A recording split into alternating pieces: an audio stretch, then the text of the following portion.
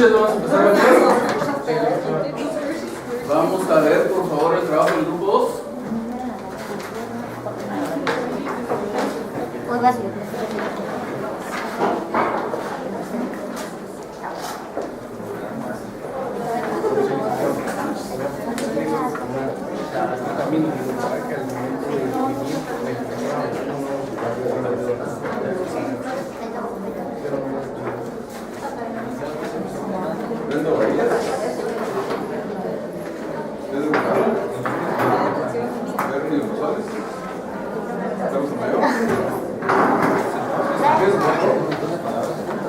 Jóvenes, ya estamos en clases. Pongan atención. Señor juez de primera instancia del ramo civil del departamento de Guatemala, sumario nuevo. Brenda Varías ¿Solo tienes el objeto de la comparecencia? Por el presente acto, mi representada Grupo Los Terremotos Sociedad Anónima plantea demanda de juicio sumario mercantil en contra de la entidad denominada Seguros del Sol Sociedad Anónima por medio de su representante legal. El lugar para notificar la entidad de demanda. Mi representada ignora la residencia, sea social por tratarse de una persona jurídica de la entidad demandada, pero puede ser notificada en las oficinas centrales ubicadas en la siguiente dirección: Quinta calle 3-72, zona 9 de esta ciudad, proponiendo para el efecto al notario Enrique Gabriel López, a quien se le deberá hacer entrega de las copias de ley para la ejecución de dicha diligencia de notificación. De la dirección y procuración actúa bajo la Entonces, en los hechos. en las vías sumarias que se utilizan. Es importante indicarle que mi representada presente juicio en vías sumarias toda vez que, primero, la demandante es una sociedad anónima comerciante conforme al Código de Comercio de Guatemala.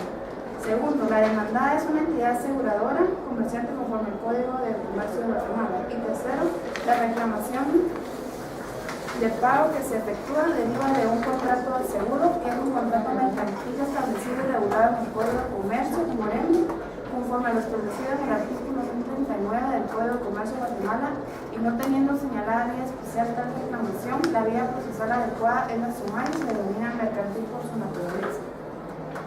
Antecedentes del caso.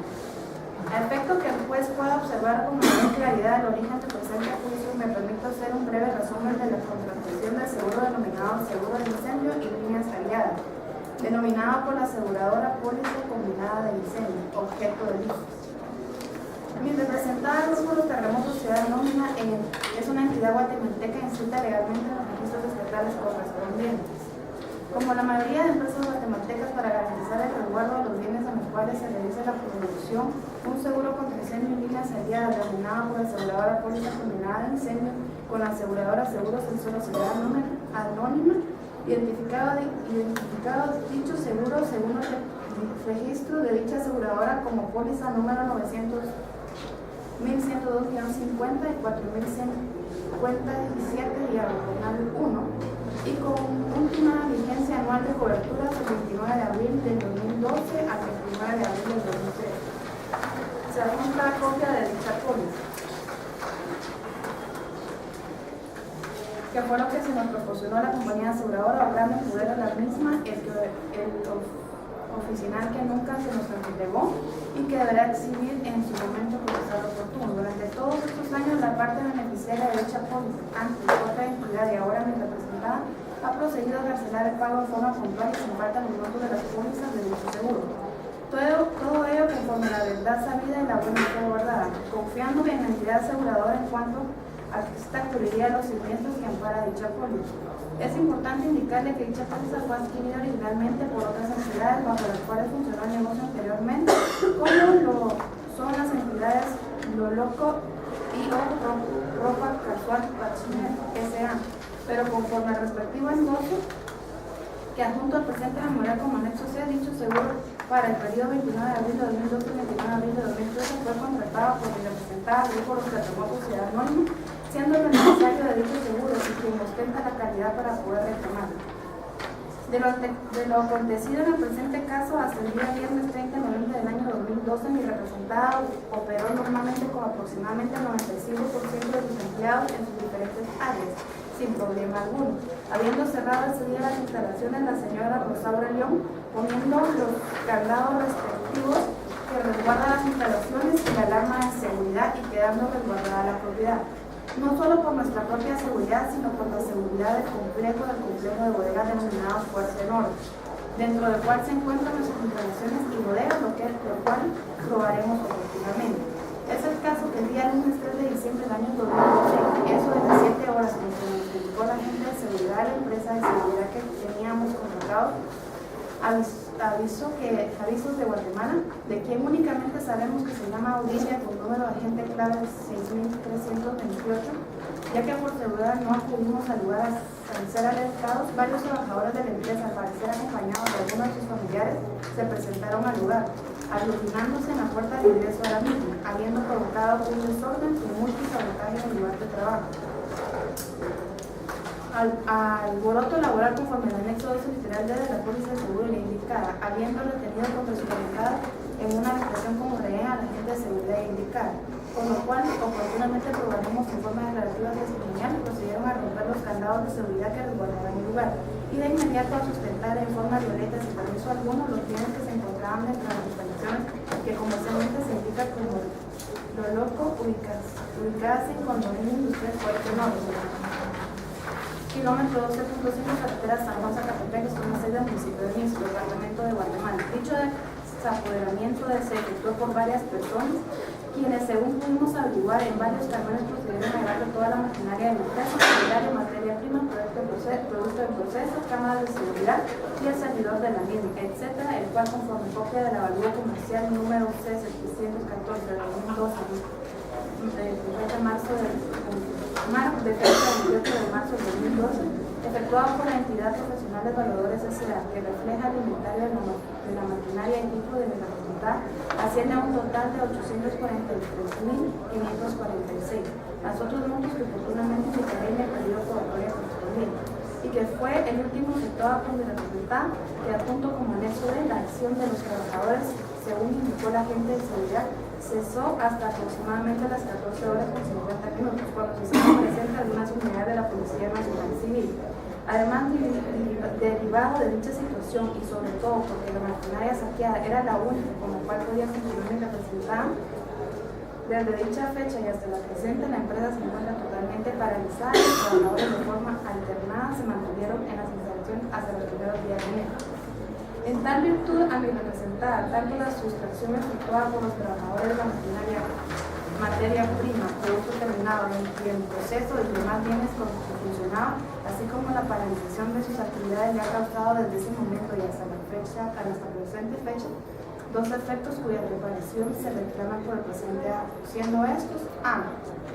Pérdidas millonarias, pérdidas amparadas, anexo 1.2, daños institucionales del hombre por alborotos laborales, cubiertas por la póliza de seguro indicada y que son las que reclaman por este acto, consistentes en los bienes sustraídos, y b. La imposibilidad de continuar operando, interrupción de negocios para riesgos demostrados, anexo 1.8, también amparado por la póliza de seguro indicada.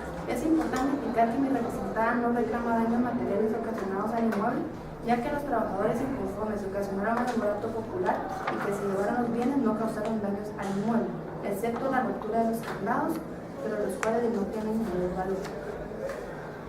Es importante recalcar que, dada la situación de gravedad en cuanto a la seguridad que se vivía en el lugar y por la misma recomendación de nuestra seguridad personal y empresarial, no acudimos a la empresa el día de los hechos, ni al día siguiente, toda vez que podría perder nuestra integridad física. No obstante ello, al tener conocimiento que las personas que estuvieron en la empresa habían abandonado el lugar y que no corríamos mayor peligro, las personas permanecieron atrincheradas en las instalaciones por 2 días. El día 5 de diciembre del año 2012, la señora Rosaura León puso la denuncia ante el Ministerio Público, Fiscalía del Fiscal Metropolitano, sección de denuncias del municipio de Misco, tal como lo demostramos en la copia de la dicha denuncia en la que aparece el sello respectivo como anexo E. 2. En la situación de planteamiento del presente juicio, a lo que se obliga a mi representada y el objeto del presente juicio. 2.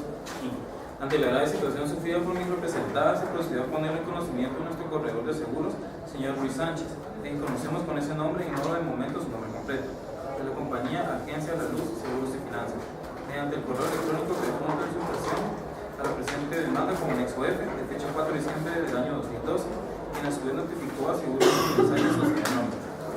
Conforme a dicha situación, mi representada procedió a efectuar el formal reclamo del seguro que tenía contratado a la entidad Seguros del Sol Sociedad Anónima, la cual, como es común en Guatemala, se limitó a efectuar una comunicación por medio de la cabina de atención, no fue sino luego de varias llamadas que por fin, en carta que nos envió el señor Rodolfo Rodríguez, ajustador de la firma Rodríguez y Asociados, adjunta como anexo G, de fecha 12 de diciembre de 2012, nos solicitó que le enviáramos la formalización del reclamo, cuantificación de las pérdidas y otra documentación.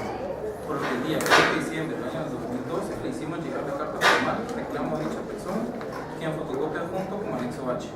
Además, con fecha 10 de enero de 2013 le entregamos una carta adjunta al presente demanda como anexo I, con la cuantificación estimada de nuestro reclamo, conforme a cada uno de los rubros cubiertos en la póliza respectiva y nos indicó que efectuaría un análisis de la póliza de la situación acontecida para dar su punto de vista, lo cual en carta de fecha 11 de enero del año 2013, adjunto con anexo J, obviamente y como siempre, dictaminando a favor de la aseguradora, indicando que a su criterio el reclamo no procedía, conforme a los hechos que oportunamente esgrimió. Luego de ello, la aseguradora, como siempre ganando tiempo y con evidente mala fe, quedó nuevamente guardado silencio absoluto y no fue sino hasta el día 15 de marzo del año 2013 nuestros abogados, Pedro Jesús Caltul y Héctor Enrique Ojiva Lights, se reunieron con quien indicó ser la buena entidad aseguradora, el licenciado Manuel Perrín Peláez, quien les indicó que expertos técnicos de la aseguradora analizarían el caso para contestar sobre el reclamo planteado. Nuevamente la aseguradora guardó total silencio ganando tiempo, porque nuestros abogados ya indicados procedieron a enviar varios correos electrónicos al licenciado Perrín Peláez, que finalmente el día 20 de marzo del año 2013 les indicó en un mail que la aseguradora había decidido no cubrir el siniestro ocurrido y que el día siguiente se les comunicaría al corredor de seguros, es decir, al señor Luis Sánchez, sobre la decisión de dicha aseguradora. Y así lo hicieron mediante una simple carta de 6 líneas entregada al señor Sánchez con fecha 21 de marzo del año 2013, adjunta como anexo K. Indicaron a mis representadas sin ningún argumento que la reclamación había sido negada por falta de cobertura en conformidad con las condiciones generales de la póliza y es aplicables conforme circunstancias explicadas a sus personeros y abogados. Entonces, señor juez, mi representada se siente engañada y desilusionada con la actitud de las aseguradoras ya indicadas, que son buenas para cobrar las pólizas al precio que ellas ponen, pero al momento de ocurrir los siniestros buscan cualquier excusa, toma un punto para negarse a efectuar la cobertura, a que se comprometieron, no obstante que saben perfectamente si tienen la obligación de hacer efectiva y que están aseguradoras en el extranjero. Por lo antes expuesto, mi representada, la entidad Grupo Los Terremotos Sociedad Anónima, se ve obligada a reclamar por esta vía judicial de la entidad Seguros del Sol Sociedad Anónima los siguientes rubros cubiertos por la póliza que tenía contratada con dicha aseguradora, como a continuación indicamos: indemnización por las pérdidas materiales ocasionadas por la sustracción de los bienes de mi representada luego del alboroto laboral acaecido en sus instalaciones, pérdidas amparadas en el anexo 1-2, daños intencionales del hombre por alboroto laboral, cubiertas por la póliza de seguros indicada y que son las que se reclaman por este acto, consistentes en los bienes inmuebles sustraídos. 1. Por la maquinaria, la cantidad de 843.546, conforme al último avalúo realizado en la misma que se encuentra entregado en el avalúo comercial adjunto en el anexo D a esta demanda. Por los repuestos y accesorios de cantidad de 120.000 quetzales que eran los que se encontraban en el lugar en el momento de ocurrir el siniestro y que oportunamente probaré en forma documental y por otros medios legales.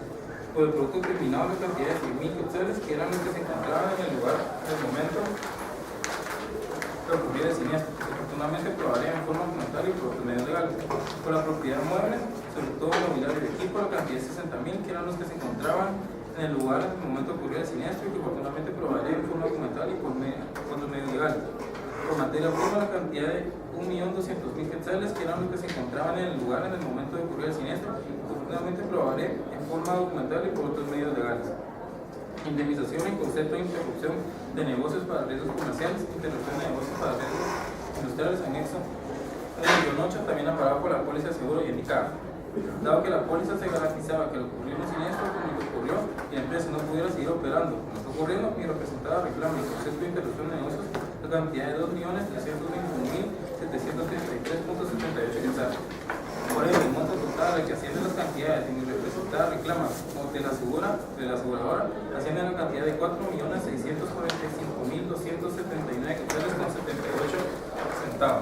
de quetzales, más los daños y perjuicios y costos procesales que adelante indicaré. Es importante indicar que la reclamación original que efectuó mi representante, el reclamo formal, era superior en cuanto a monto, toda vez que en ese momento no teníamos toda la investigación concluida sobre lo que recibe, pero a esta fecha únicamente se cobran los rubros ya indicados, toda vez que mi representante ya tiene los hechos y montos claramente establecidos. De la cobertura de la póliza de seguro sobre los siniestros ocurridos. A continuación, en tipo de letra distinta a la utilizada en toda la demanda, transcribiré las partes de la póliza de seguro atinentes al caso, resaltando con nerillas y subrayando las partes más importantes y que demuestran que los siniestros ocurridos sí estaban cubiertos conforme al análisis que al final efectuaré. Primero, objeto de la póliza y definiciones. Permítame, tal vez para ganar un poco de tiempo, pasemos toda esta transcripción de los pólizas de seguro.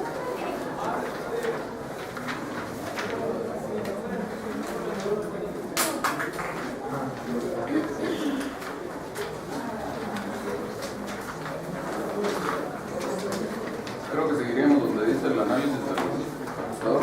Análisis del informe contentivo del punto de vista efectuado por el ajustador contratado, señor Rodolfo Rodríguez, sobre la supuesta no cobertura del seguro para el siniestro ocurrido y sus consecuencias. Interrupción de negocios. De la lectura del informe presentado por el ajustador propuesto por la aseguradora demandada, señor Rodolfo Rodríguez, de fecha 11 de enero del año en curso, y que al punto de esta demanda como anexo J se puede establecer varios puntos importantes, algunos que notan la procedencia del reclamo, confesión sobre las reclamaciones de miembro presentadas, como otras que muestran el error en que incurrió dicho punto de vista que esgrimió. Puntos acertados.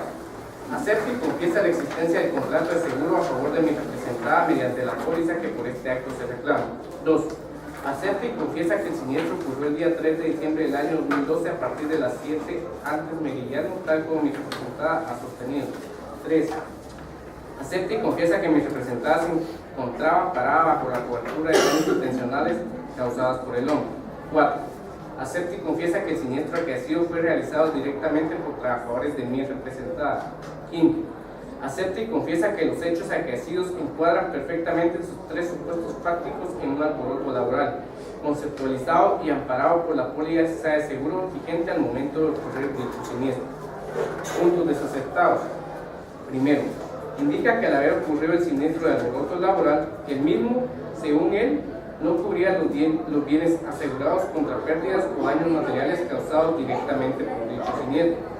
Sin embargo, es evidente que dicho ajustador analizó dicha póliza de seguros y específicamente el anexo 1-2 del mismo en forma truncada y solo para los intereses del asegurador, porque únicamente se limitó a indicar una parte de la póliza, pero no las más importantes, que es la que inicia dicho anexo indicando daños intencionales del hombre, alborotos laborales. La protección de la póliza a la que se incluye este anexo se extenderá a cubrir los bienes asegurados contra pérdidas o daños materiales causados directa e indirectamente por alborotos laborales. Dicho ajustador se limitó a analizar una parte complementaria de dicha cobertura que se refiere a que también, aunque no lo indique la póliza, es que así debe interpretarse, ampara los daños derivados de contrarrestar, reprimir, evitar o aminorar los actos de los huelguistas que disturben la paz o el orden público. Adelante se refiere a que no ampara pérdidas por hurto agravado, saqueo ni pillaje, pero este no es el caso, porque en este caso mi representante no está reclamando indemnización derivada de ningún tipo de pillaje, saqueo o hurto agravado, sino que por el efecto del siniestro que la misma aseguradora denomina alboroto popular, que fue el detonante siniestro ocurrido y del cual se derivaron las pérdidas millonarias que mi representada reclama. Segundo, el señor Rodolfo Rodríguez omite totalmente analizar la cobertura de la póliza indicada en el anexo 1-7 de la póliza que indica cobertura para pérdidas económicas, anexo 1-8, interrupción de negocios para riesgos industriales, en el cual claramente se indica que la aseguradora cubrirá la pérdida que resulte directamente de la suspensión necesaria de la industria causada por la pérdida o daño amparado por las coberturas de la póliza, en este caso el alboroto laboral, e indica qué bienes son los que ampara y en qué forma se efectuará la cobertura. Con ello, el ajustador dejó de analizar tan importante elemento que no es más que la consecuencia lógica y legal de la sustracción de todos los bienes con que mi representada realizaba su industria. Tercero, Permítame un momentito. Señores, estamos en clase, por favor, hay varias personas por ahí platicando. ¿Sí? Tercero, es importante analizar el punto de vista del señor Rodríguez, ya que con base a su dictamen fue que la aseguradora se negó a pagar a mi representada, ya que ésta no esgrimió ni un solo argumento para denegar las indemnizaciones reclamadas.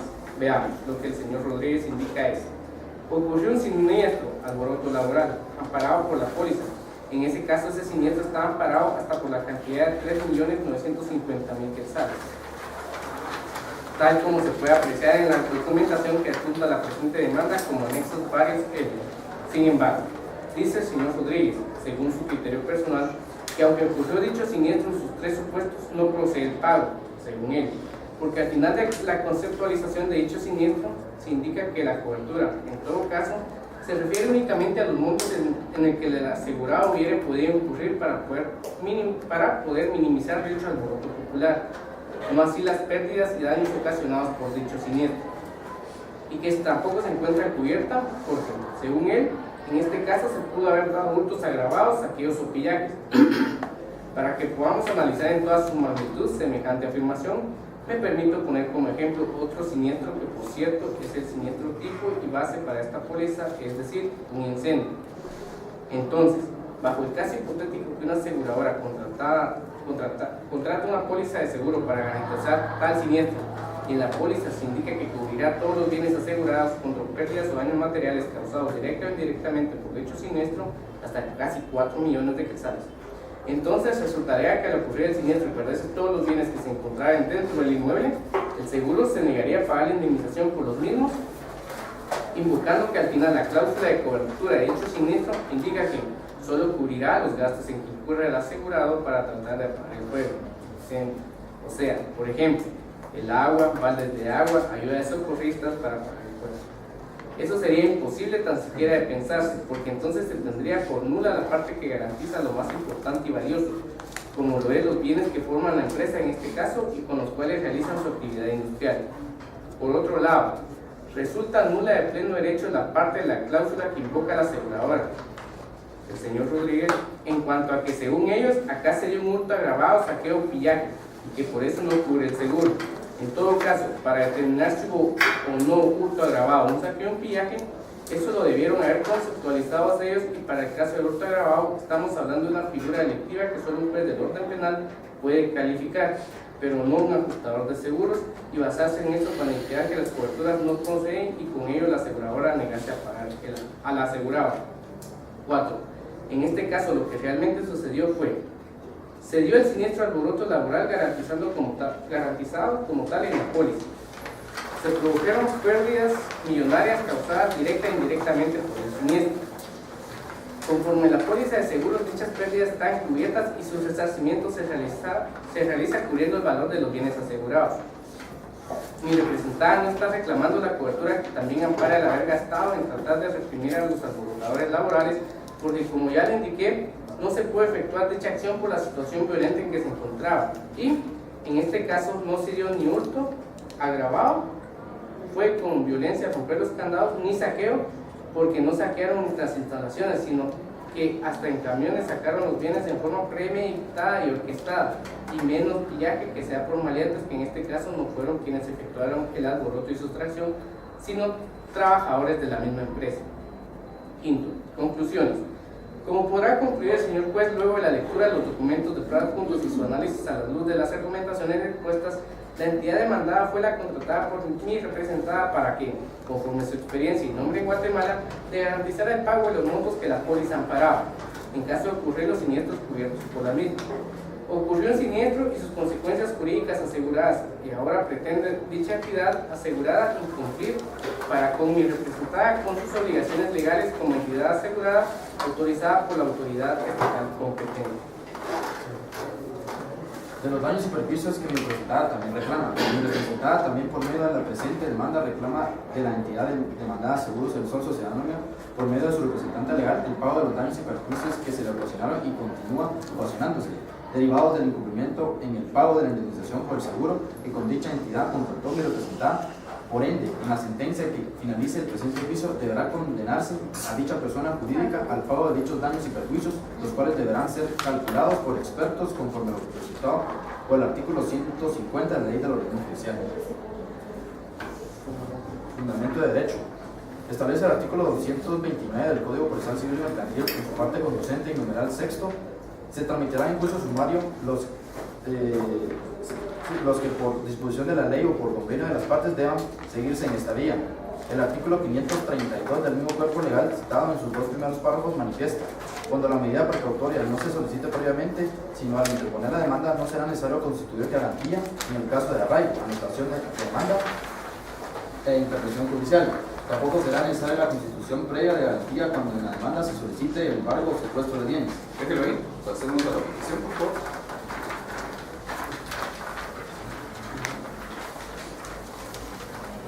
Petición de trámite. A. Con el presente memorial y documentos adjuntos se inicia la formación del expediente respectivo. B. Con base en el documento en fotocopia legalizada que acompaña, ya identificado en el numeral 1 de la parte expositiva de este memorial, se reconozca la calidad con que actúa. C. Se tome nota de la dirección y procuración bajo la que actúa mi representada, así como el lugar que se señala para recibir notificaciones. D. Se tenga por ofrecido los medios de prueba utilizados en el apartado respectivo y por presentado los documentos adjuntos. E. Se notifica a la entidad demandada en el lugar indicado en esta demanda para el efecto, por medio del notario nombrado para el efecto, al notario Enrique Gabriel López López, a quien deberá entregársele oportunamente las copias de ley. F. Se admita para su trámite en la vía sumaria la presente demanda mercantil que promueve mi representada entidad Grupo Los Terremotos Sociedad Anónima en contra de la entidad denominada Seguros del Sol, Sociedad Anónima, por medio de su representante legal. G. Se emplaza a la entidad demandada por el plazo de 3 días a efecto que pueda asumir la actitud procesal respectiva. H. Que como medio de sus cautelares se decrete el embargo con carácter de intervención sobre la empresa mercantil Seguros del Sol, propiedad de la entidad denominada Seguros del Sol, Sociedad Anónima, inscrita en el registro mercantil General de la República, el número 193.011, folio 249, del libro 143 de la empresa mercantil, categoría única, para lo cual acompaña fotocopia de la patente de dicha empresa mercantil como anexo M, cuya sede se encuentra ubicada en la siguiente dirección: Quinta Calle 3-72, zona 9 de la ciudad de Guatemala. Para dar cumplimiento a dicha medida precautoria de embargo con carácter de intervención, propongo como interventor al señor Ricardo Manuel Corroy Cruz, que se identifica como un documento único de identificación número 0110-3506, extendido por el Registro Nacional de las Personas, RENAP, el Departamento de Guatemala, a quien para el efecto deberá discernirse del cargo en el recaído para su aceptación. Una vez discernido dicho cargo, solicito al señor juez dar posesión al cargo a dicha persona en el lugar ya indicado. Además, solicito al señor juez la anotación de dicho embargo con carácter de intervención en el Registro Mercantil General de la República, a quien deberá librarse del despacho respectivo. El embargo sobre las cuentas de depósitos monetarios, de ahorro o inversión que la entidad demandada Seguros del Sol, Sociedad Anónima, posean en los bancos del sistema, oficiando para el efecto a los cajeros pagadores de dichas instituciones a efecto de ejecutar la medida y nombrándolos como depositarios de las cantidades de dinero embargadas. De sentencia: que agotados los trámites legales se dicte sentencia declarando: A. Con lugar la presente demanda sumaria mercantil promovida por mi representada, la entidad Grupo Los Terremotos Sociedad Anónima, en contra de la entidad Seguros del Sol Sociedad Anónima, por medio de los representantes legales. B. Como consecuencia se declare que la entidad Seguros del Sol Sociedad Anónima es responsable del pago de indemnización por concepto de seguro de incendio y líneas aliadas, también llamada póliza combinada de incendio, la cantidad de 4.645.279 quetzales con 78 centavos de quetzal. Se condene a la entidad Seguros del Sol Sociedad Anónima el pago de daños y perjuicios causados a la entidad Grupo Los Terremotos Sociedad Anónima derivados del incumplimiento en el pago de la indemnización por concepto del seguro que tenía contratado. Y D. Se condene en costas el presente juicio a la entidad demandada Seguros del Sol Sociedad Anónima. Cita de leyes.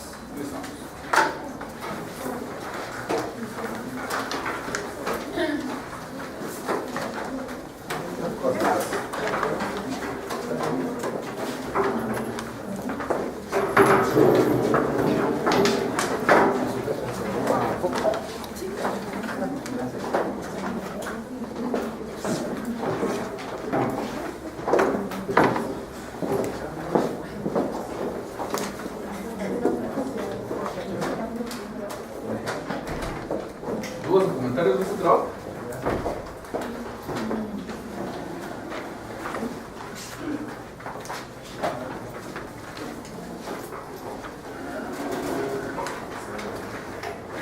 Sí.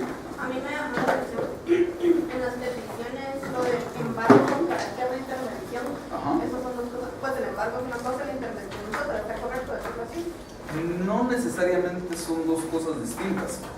Lo que pasa es que cuando el Código de Comercio en el artículo 661 hace referencia a la intervención, dice que la orden de embargo contra el titular de una empresa solo puede recaer sobre la empresa en su conjunto mediante el nombramiento de un interventor.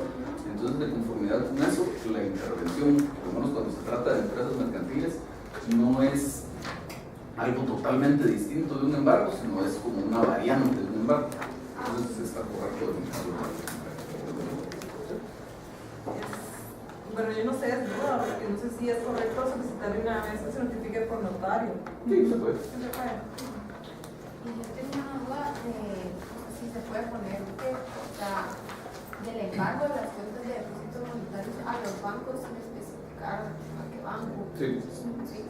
Y que para el equipo ofreciendo a los cajeros.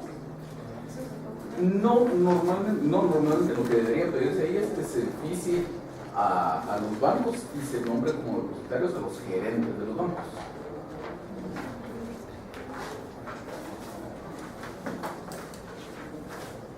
¿Más dudas? Yo, pues no sé, pero a los daños y perjuicios no especificaron qué son daños, cuáles son los daños, o sea, sí se sobreentiende, pueden denunciar, pero pues, en la parte donde tienen los daños y los perjuicios no se especificó cuáles son los daños y cuáles son los perjuicios, pero no sé si está bien. No, esa parte no está ahí. Lo que pasa es que de eso tenemos que platicar otras cosas, entonces la termino de contestar en un rato. Porque a veces no hay. Sí. Falta el párrafo de cierre de los hechos. No hay. Y el fundamento de derecho se necesita el fundamento de ley, no hay. Ajá, no hay razonamiento. El fundamento de derecho tiene algo peor que eso. Ahorita vamos a platicar de eso. Solo algo de forma totalmente.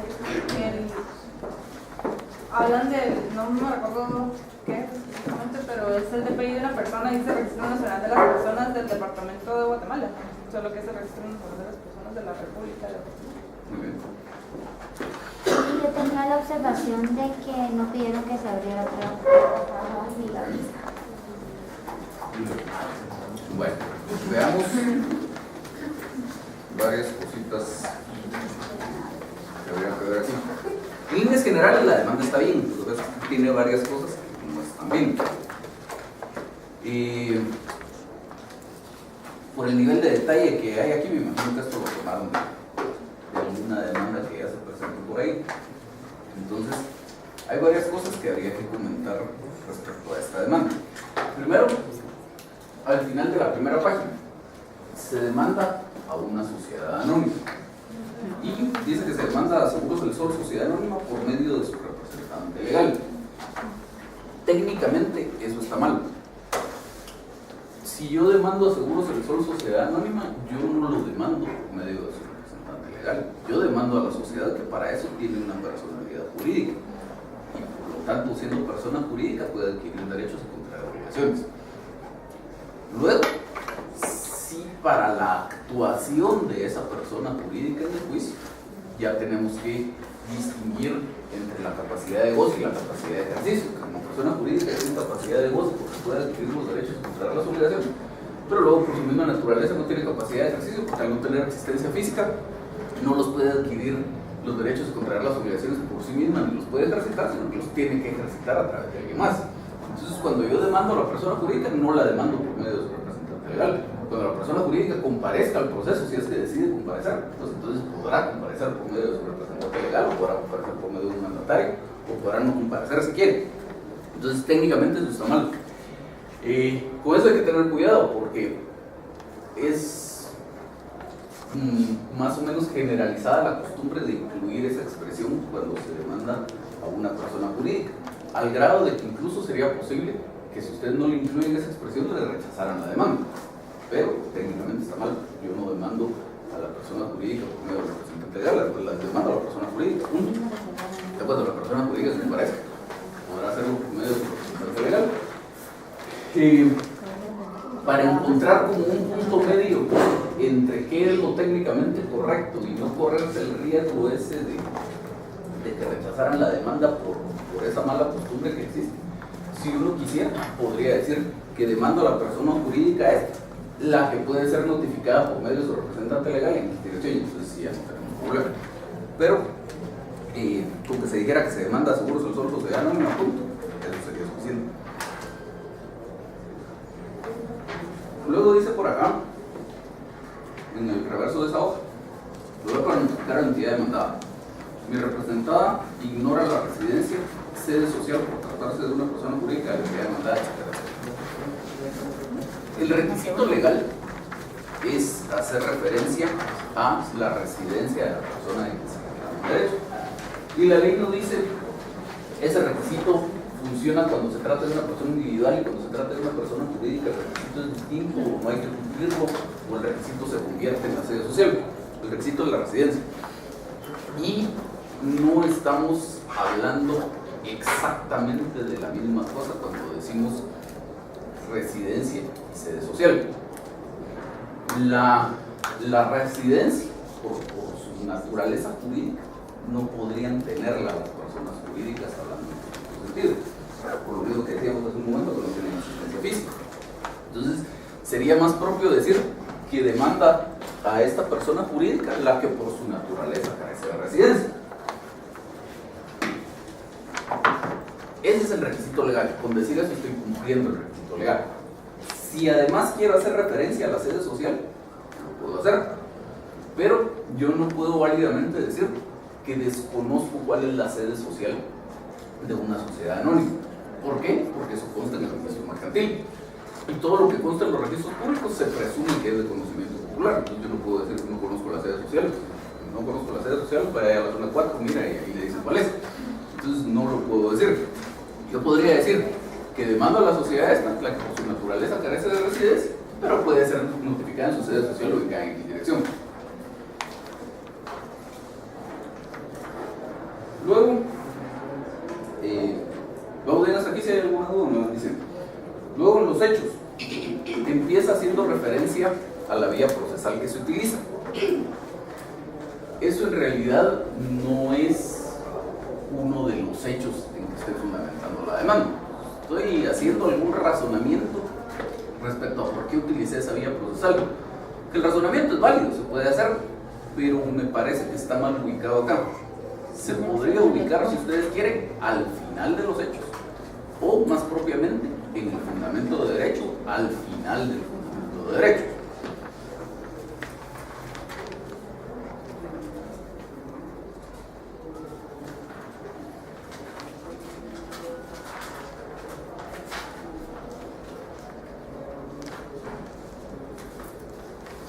Luego, no es tan grande esto, tal vez nos va a costar un poco que se ubique. Las copias están exactamente igual que esto que tengo. Sí, para decirles en qué página, vamos a ver, 1, 2, 3. En el reverso de la tercera hoja,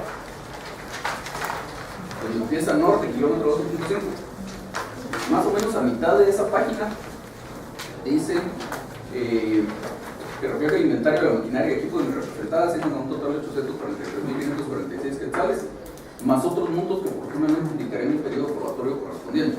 Eso no se puede. El periodo de prueba, como su nombre lo dice, es para probar, no para alegar hechos. Yo todos los hechos constitutivos de mi pretensión los tengo que alegar en la demanda. No tengo otra oportunidad después. Si me hizo falta algo en la demanda, pues tendré la oportunidad hasta la ampliación o la modificación de la demanda, y una vez pasada esa oportunidad, una vez que la parte demandada conteste la demanda o que la demanda se tenga que contestar, se acabó, no hay posibilidad de alegar hechos. Entonces, si yo quiero decir que se me desaparecieron algunos bienes, no puedo en el periodo de prueba. El periodo de prueba no es para eso. Tendría que decir aquí cuáles son, y en el periodo de prueba probar que eran míos y su valor y todo lo demás que ustedes quieran.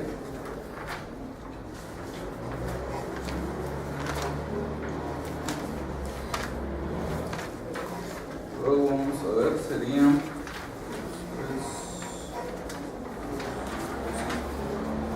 en la sexta hoja, al final del anverso y al principio del reverso, dice empieza a narrar cuáles fueron los bienes muebles sustraídos. Entonces dice, 1, por la maquinaria, por la cantidad de tal cosa, por el último avalúo.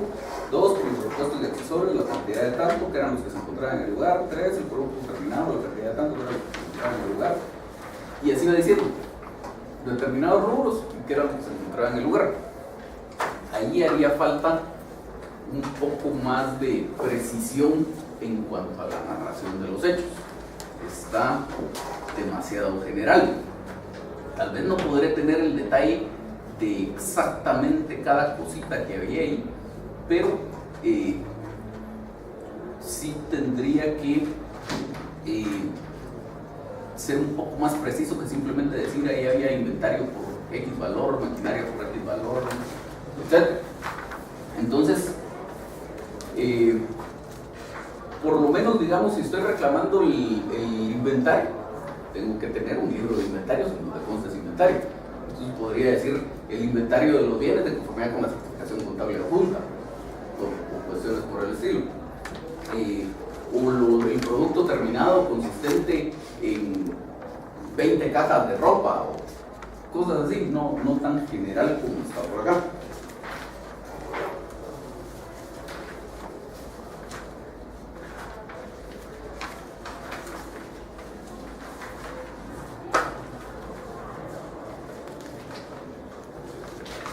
Luego viene todo esto que nos saltamos, que es la copia de una buena parte de la póliza. A mi gusto, sin haberlo leído, a lo mejor será necesario, pero a mi gusto es mucha transcripción. A veces sí es importante transcribir partes específicas de un contrato, en este caso de la póliza de seguro, que es un contrato de seguro. Pero si me pongo a copiar todo el contrato, como que se pierde el sentido. Entonces a lo mejor agoto a mi lector, que en este caso es el juez, que me interesa que esté entretenido con la lectura y que siga el hilo de lo que yo estoy narrando. Entonces, a lo mejor, como les digo, sin haberlo leído, pudiera ser que en este caso sea necesaria toda esa transcripción, pero en líneas generales, a lo mejor conviene más copiar solo un par de parrafitos que contienen lo esencial de lo que a mí me interesa de ese contrato de seguro y hacer una argumentación suficiente para convencer al juez que de conformidad con ese par de parrafitos, en este caso, yo tenía cobertura para ese siniestro producto. Luego hacemos referencia al informe del ajustador. Entonces, en todos los puntos dice acepta y confiesa X cosa. El ajustador no puede confesar porque no es parte.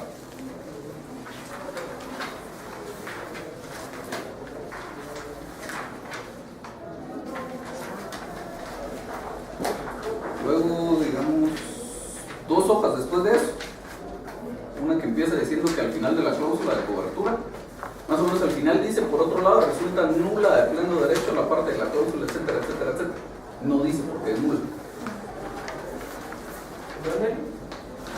Una página que empieza, una hoja que empieza diciendo que al final de la cláusula de cobertura de dicho siniestro. 2 hojas más adelante, que estábamos viendo del computador, más o menos a mitad de esa página. Dice, por otro lado, resulta, está todo en mayúsculas, nula de pleno derecho la parte de la cláusula que implica la aseguradora del señor fulano, aunque ellos, etcétera, etcétera, etcétera. No dice porque es nula. Y luego, si voy a entrar al tema de la nulidad, no lo puedo dejar tirado a medias. Si voy a pretender hacer valer que esa cláusula, que esa parte de la cláusula es nula, debería redondear el argumento para empezar, terminar el argumento. Luego tener un fundamento de derecho de por qué es nula esa parte de la cláusula y luego incluso tener una petición de fondo donde se pido que se declare nula esa parte de la cláusula. Solo así, medio empezar el argumento y dejarlo a medias no me sirve para nada. La siguiente hoja dice deudores y perjuicios que mi representada también reclama. Mi representada también por medio de la presente demanda reclama de la entidad demandada seguro del Foro Social Anónimo por medio de su representante legal el pago de los perjuicios que se le ocasionaron. En todas las partes de la demanda donde diga la entidad tal por medio de su representante legal o el representante legal está además. El pago de los perjuicios que se le ocasionaron y continuaron ocasionándose derivados del incumplimiento en el pago de la indemnización por el seguro que con dicha entidad contrató mi representada. Por ende, En la sentencia que finalice el presente juicio deberá condenarse a dicha persona jurídica al pago de dichos daños y perjuicios, los cuales deberán ser calculados por expertos conforme lo preceptado por el artículo 150 de la ley de orden judicial. Alguien por ahí decía, no está diciendo qué daños y qué perjuicios fueron los que se le causaron. En líneas generales, la apreciación es correcta, pero aquí en este caso que tenemos no es precisamente ese el problema y tal vez no era tan necesario decir exactamente cuáles son los daños y cuáles son los perjuicios que se causaron y cuál es su monto. A ver quién me dice por qué y cómo tendría que haberse planteado esto.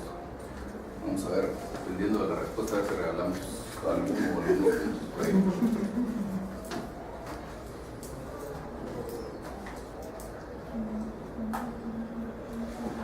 Yo creo que no es necesario porque establece que se deberá de que los daños y perjuicios se deberán de establecer conforme a lo que establece el artículo 150 de la LOM. No. Si nos quedamos con eso, al contrario, sería más que necesario, porque el artículo 150 de la ley del organismo judicial dice que en la sentencia se deben establecer las bases con arreglo a las cuales debe hacerse la determinación posteriormente. Entonces aquí no tengo bases. Sí, pero como es, digamos, hay una, no se cumple el siniestro, ¿verdad? Hay una cobertura. O sea, ya, vamos a decir, voy a reclamar el seguro, es por una cobertura máxima, ¿no? Entonces, si se reclama esa póliza, no hay que detallar tanto. No, es que aquí no está reclamando, aquí estamos hablando de dos cosas distintas. En la demanda, esta sociedad dice, a mí me ocurrió este siniestro, yo tenía un contrato de seguro y ese contrato de seguro me cubría esta eventualidad, entonces quiero que me paguen mi indemnización. Eso es lo primero. Luego dice, como no me pagaron, además de pagarme mi indemnización, quiero que me paguen daños y perjuicios por no haberme pagado.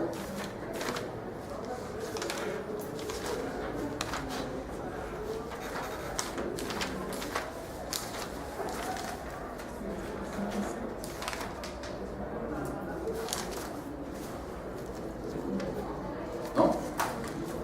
Facilito, parte de eso ya lo platicamos, creo que la clase anterior.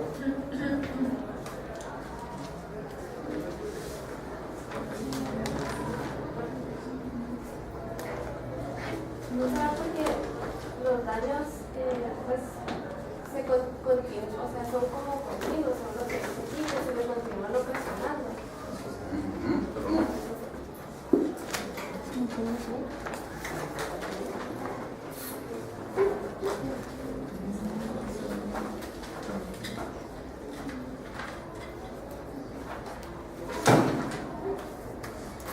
Vamos a ver.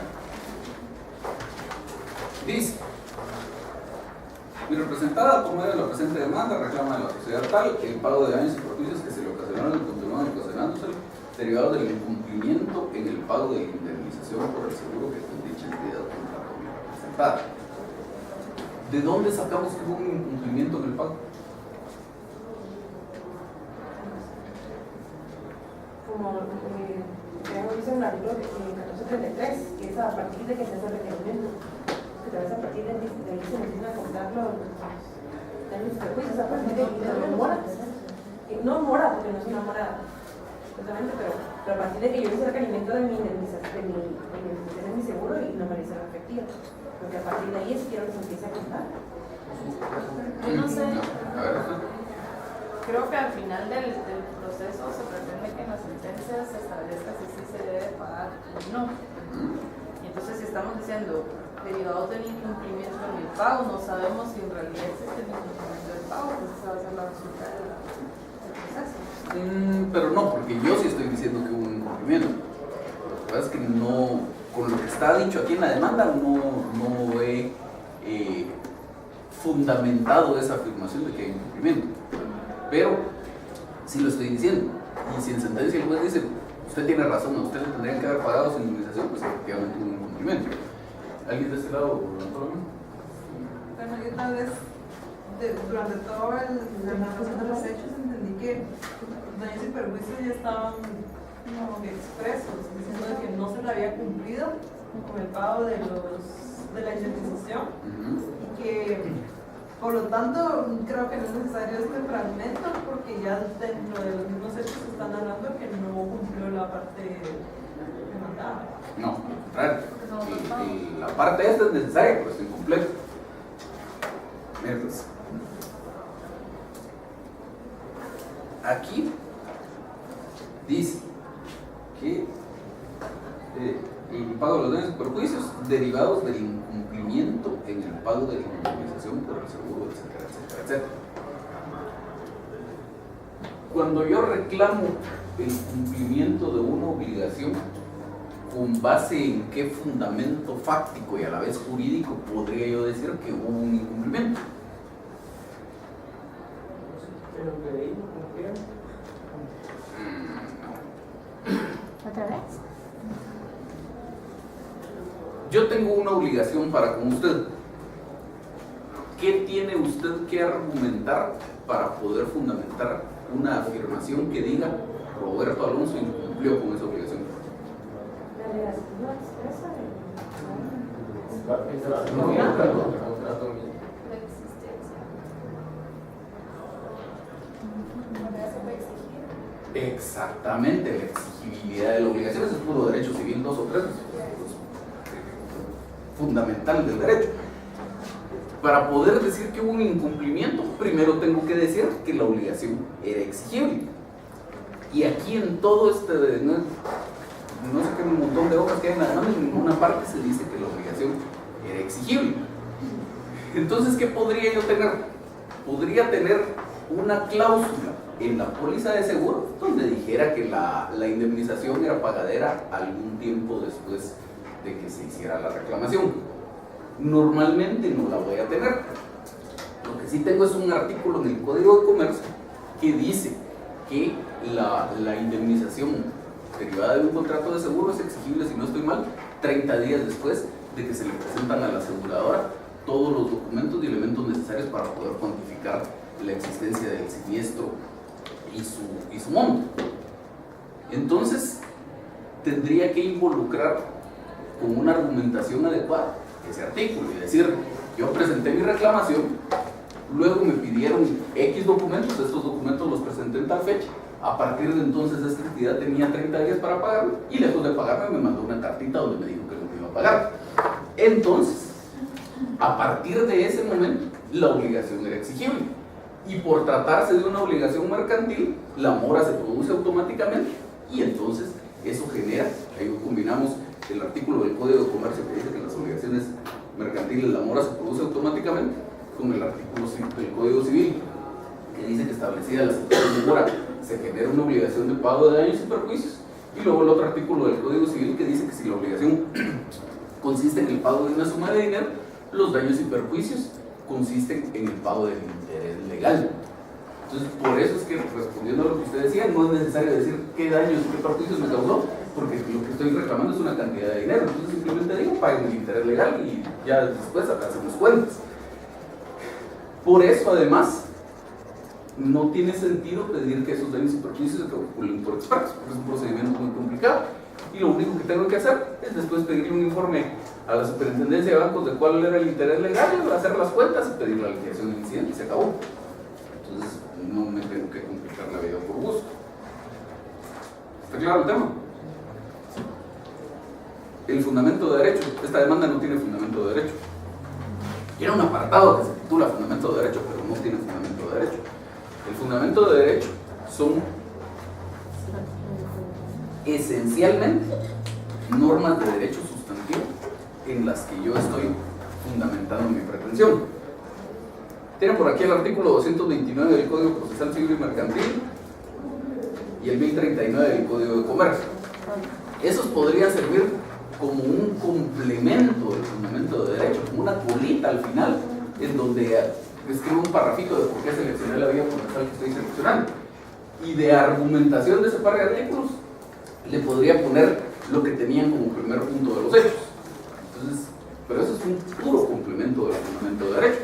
El fundamento de derecho, en realidad, la esencia del fundamento de derecho son las normas de derecho sustantivo que me dicen por qué esta aseguradora a la que yo estoy demandando está obligada a pagarme una indemnización.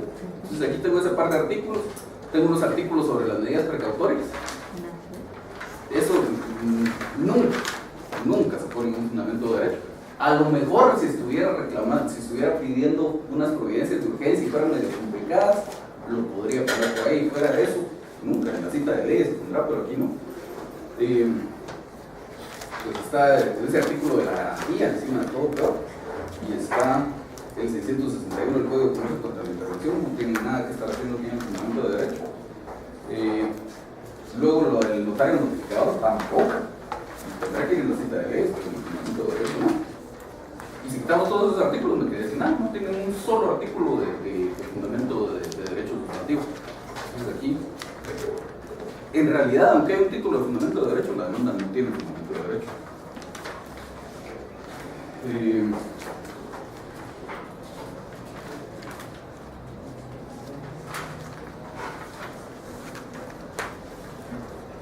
Puedo decir muy rápidamente, no leí la parte de las pruebas, pero solo recordar que la literal B de las pruebas se llama declaración de las partes, una declaración de parte. Luego vamos con las peticiones. Para empezar, las peticiones de trámite están desordenadas.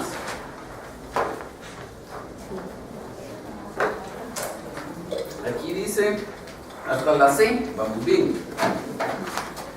Luego, después de esa C, tendría que estar la que está aquí como F. Licenciado, solo tengo una pequeña consulta. En lo de las pruebas, cuando son documentos en poder del adversario, como ahí hay que hacer una solicitud al juez de que estas se presenten, ¿se hace al momento de presentar la demanda o al momento en donde se diligencian las pruebas?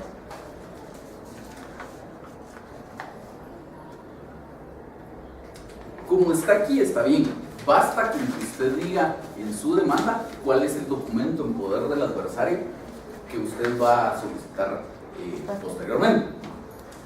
Lo que sí es técnicamente incorrecto es, y que muchos tienen esa mala costumbre, de decir solo documentos en poder del adversario que indicaré oportunamente. Eso está mal. Usted tendría que decir cuáles son los documentos en poder del adversario que va a requerir.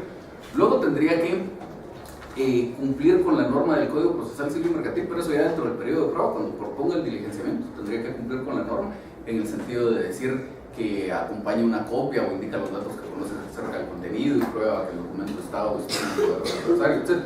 Pero eso ya es en el periodo de prueba. Entonces aquí decíamos, después de la C, de la dirección de procuración, iría que se habilita para su trámite la demanda. Después iría la que está como D, que se tengan por conocido los medios de prueba. Después iría la que está como G, que se emplaza la entidad demandada. Luego iría la que está como E, que se notifica la entidad demandada.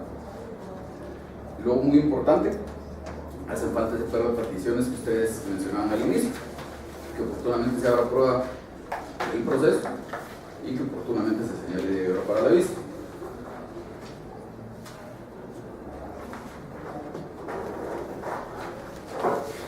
Luego, aunque no necesariamente es malo que esté en la demanda, el embargo de las cuentas en este caso no procedería.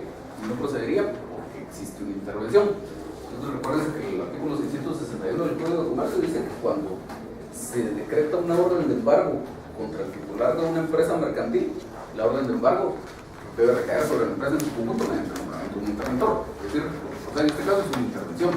Y luego dice que no obstante podrán embargarse dineros, créditos, etcétera, etcétera, si no se perjudica la marcha normal de la empresa. Entonces, si yo simplemente lo pido como está aquí, se decreta la intervención y se decreta el embargo de las cuentas, el juez lo que debería resolver es ordenar la intervención y denegarme el embargo de las cuentas. Ahora, si yo quisiera el embargo de las cuentas, debería fundamentar, por lo menos con alguna argumentación, de por qué considero que en este caso se pueden embargar esas cuentas sin que se perjudique la marcha normal de la empresa. Luego, en la petición de sentencia, dice: se dicta sentencia declarando por lugar la demanda, muy bien, Luego dice, como consecuencia se declara que la entidad de seguros del Sol Sociedad Anónima es responsable del pago de indemnización por concepto de seguro de la cantidad de tanto. ¿Qué de malo tiene esa petición? ¿Cuál es la primera? La segunda, la B, la sentencia. Que se está pidiendo que declare responsable más que lo pague. La responsabilidad de pedir que pague. Tendría que pedirse que se condene a la entidad tal al pago de tal cosa. Y luego tiene otra cosa que está mal.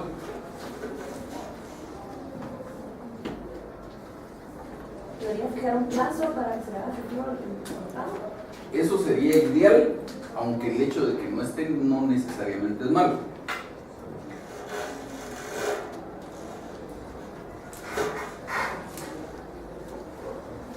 Que no establece el detalle de... Exactamente. Aquí dice que se condena el pago solamente de 4 millones y pico de quetzales. Pero si leemos toda la demanda, dice que eran 800, no sé cuánto por la maquinaria, más no sé cuánto del inventario, más no sé cuánto de no sé qué, más no sé cuánto de no sé qué. Todo ese detalle tendría que estar aquí otra vez.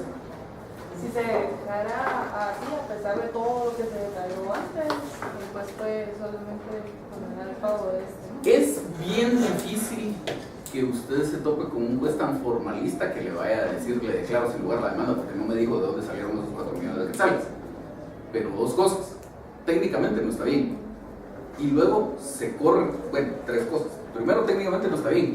Segundo, se corre el riesgo de que la parte demandada le plantee una excepción previa de demanda defectuosa porque no, la petición no está en términos claros y precisos.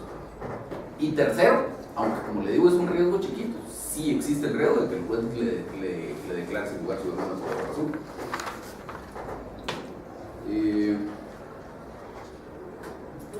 Y luego dice, C, se condena a la entidad seguros el sobre el pago de daños y perjuicios causados a la entidad tal, derivado del incumplimiento del pago de la indemnización por concepto del seguro que tenía contratado. Para empezar, la identificación del seguro está mal hecha. Debería ser un poco más precisa, podría ser el seguro documentado según póliza número tal, y ahí está mejor. El seguro que tenía contratado, pues obviamente estaría haciendo referencia al que se dice que está demanda, pero podría tener 10 seguros contratados con esa aseguradora y no sabemos de cuál estamos hablando. Entonces siempre con claridad y precisión debería decirse el seguro documentado en póliza tal, o como mínimo el contrato de seguro a que se refiere la presente demanda. Pero además de eso y sobre todo, la petición está incompleta. Porque dice que se condena a la entidad tal al pago de daños y perjuicios derivados del incumplimiento. Se acabó. Como hablábamos con alguien por aquí, cuando, pues, que ellos están haciendo referencia al artículo 150 de la Ley de los Organismos Judiciales. El artículo 150 de la Ley de los Organismos Judiciales por lo menos me ordena que el juez en la sentencia debe fijar las bases con arreglo a las cuales se va a hacer una liquidación posteriormente. Entonces, ellos en su demanda, como lo habían planteado, que ya dijimos que no era la mejor forma, pero como lo habían planteado en su demanda, era en el sentido de decir que se paguen los daños y perjuicios, los cuales van a ser fijados por expertos con posterioridad a la sentencia. Entonces, si así lo estoy pidiendo, si así lo estoy pretendiendo, así estoy diciendo en mis hechos que voy a querer que sea esa liquidación, entonces en la petición de fondo debería decir que se condena a la entidad tal al pago de los daños y perjuicios causados por el incumplimiento en el pago de la indemnización, los cuales deberán ser fijados por experto con posterioridad a la sentencia. Ahora, como ya dijimos que en este caso en particular esa no era la forma correcta, sino lo que había que hacer era reclamar el pago del interés legal, entonces deberíamos decir, se condena a la entidad tal al pago de los daños y perjuicios causados por el incumplimiento en el pago, los cuales deberán consistir en el pago del interés legal a partir de tal fecha, la fecha en la cual ya fue exigible esa indemnización, hasta el efectivo pago. Y si quieren todavía mejor complementarlo diciendo, los cuales deberán determinarse inicialmente con posterioridad a la sentencia y se acabó.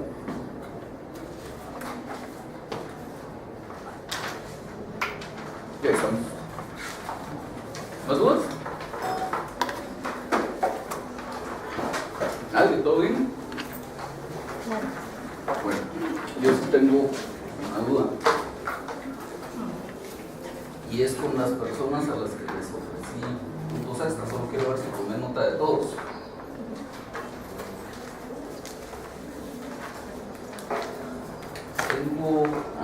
Cárdenas un punto, a Carolina Tapia medio punto, a Adriano Villalta un punto, y usted allá, pero creo que usted no está en la lista, ¿verdad?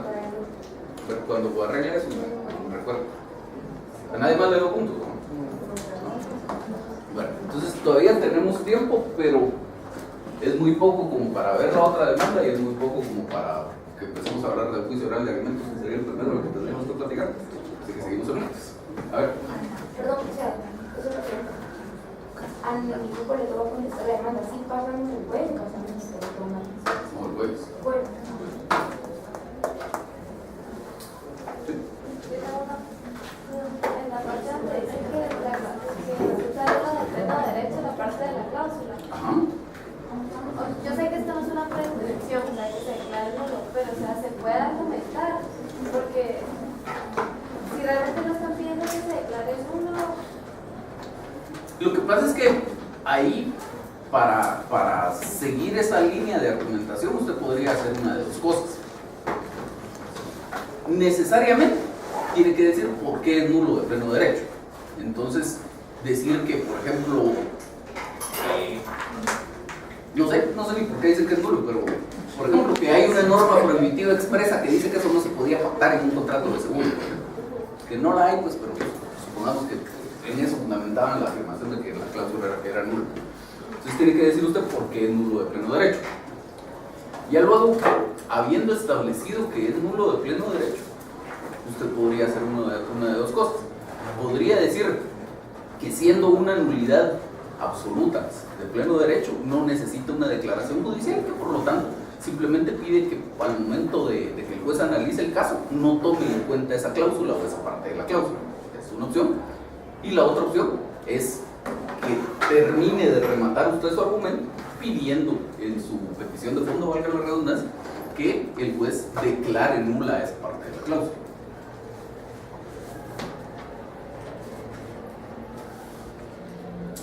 ¿Alguien más? ¿No? ¿Lo jueves entonces? Ya una pregunta. Dígame. La